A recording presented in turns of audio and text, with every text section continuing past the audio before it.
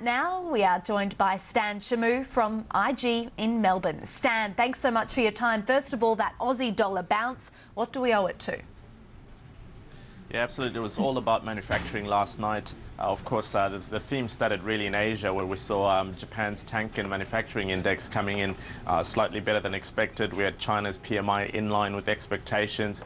Over in Europe, we had their final manufacturing PMI slightly better than expected, although it was still in contractionary territory. And in the UK, we really saw a very strong manufacturing PMI number, well over 52, and this was really quite positive for sentiment. This followed on in the US, where we saw that ISM manufacturing reading reaching a 3-month high and really lifting sentiment across the commodities space. Of course, manufacturing is pretty important for commodities, and as a result, commodity currencies also took the lead on, and this really did help the Aussie dollar outperform the risk space yesterday. It traded to a high of 92.54 ahead of the RBA's rate decision, and we really feel that the current positioning is very neutral for investors in terms of whether to be long or short at the moment, just mainly because they do still feel that the Aussie dollar is a short in the medium to longer term, but they are skeptical to be caught out being short in the short term, as we see a little bit of a recovery in the commodities space. Of course, from the RBA, we don't expect any change today.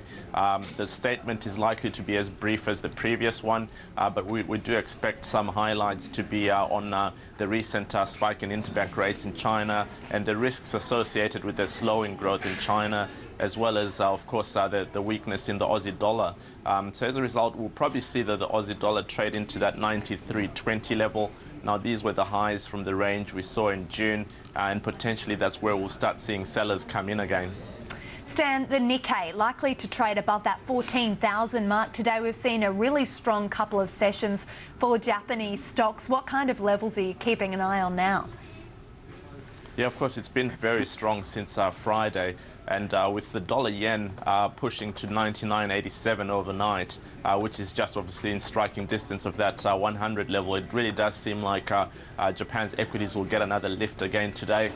We are expecting it up 0.5%, just shy of 14,000, but we will likely see this level tested today. But this will likely coincide with a trade to 100 in the dollar-yen. So if that happens, then we would see Japan equities trade above that 14,000 mark. So we'll just keep a close eye on that. Of course, we do need to see a continuation of the risk rally to really see Japan's equities push higher, as well as the dollar-yen. So it's going to be an interesting session on the Japan front today. And hopefully here at home as well. At the moment, although we are looking at a fairly flat start to things, obviously that momentum from Japan, perhaps that'll help today. But are you looking for a recovery following the sell-off yesterday, Stan? Yeah, it's a slight recovery, really.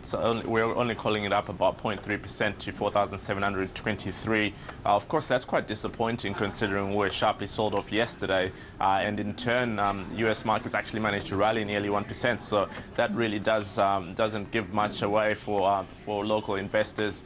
We do expect to see, however, the resource space show quite a good sign of recovery today, particularly with iron ore and gold both higher. I think gold was up to around 1,253 or so, and that would really be positive for the gold names again. Of course, they had a positive session yesterday.